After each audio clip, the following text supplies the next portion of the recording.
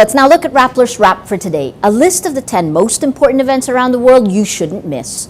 At number 3, Egyptian President Mohamed Morsi calls for a dialogue with his opponents this weekend, but he's not backing off from an earlier order granting himself sweeping powers. As Morsi delivered his televised address to the nation on December 6, protesters gathered at Cairo's Tahrir Square chanting, "Leave, leave." He warned those, quote, fomenting violence that they will not escape punishment.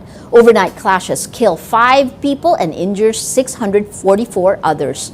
The government has detained at least 80 protesters. At number 4, Filipino terror suspect Ralph Kenneth De Leon pleads not guilty before a federal court in California of, quote, conspiring to provide material support to terrorists. On December 6, the 23-year-old De Leon was brought to the court in shackles. His relatives were also present inside the court.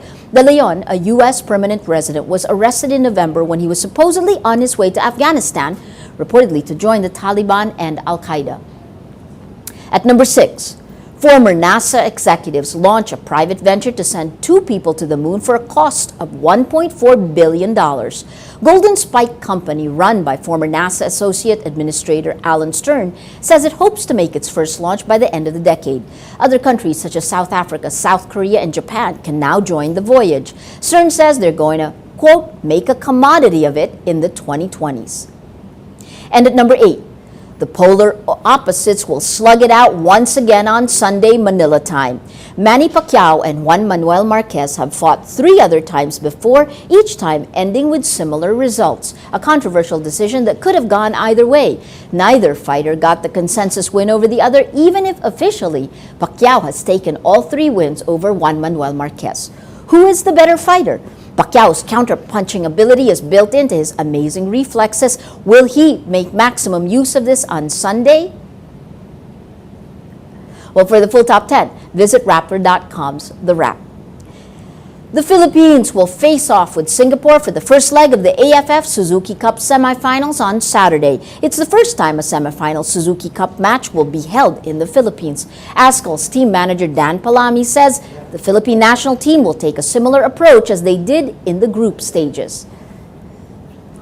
And at this point in time, we've studied all the games of Singapore, and I'm sure they've done the same with us. But I think the approach that we'll be using will be the same as the group stages, except for a few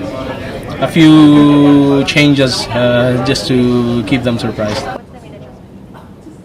Every story on Rappler has a mood meter which gives you 8 emotions to choose from. Click how you feel and your vote comes down to the mood navigator in the middle of the front page, which crowdsources the mood of the day. It also gives you the top 10 stories that have gotten the most vote on their mood meters. If you take a look, we have a colorful mood navigator today, led by still Typhoon Pablo. Survivors need water, food, clothes. 85% sad, 7% afraid. No funeral parlors in New Bataan, 100% sad. Interesting though, the story, you have some tech stories. Breaking down Globe and Smart's iPhone 5 plans. iPhone 5 due to launch next week.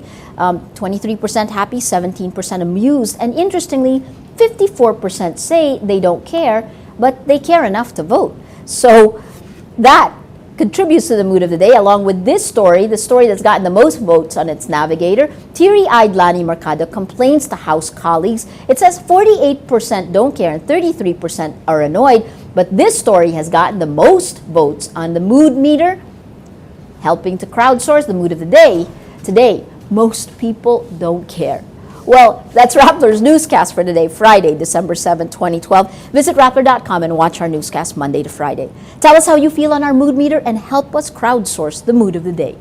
I'm Maria Ressa. As we say at Rappler, tomorrow begins today.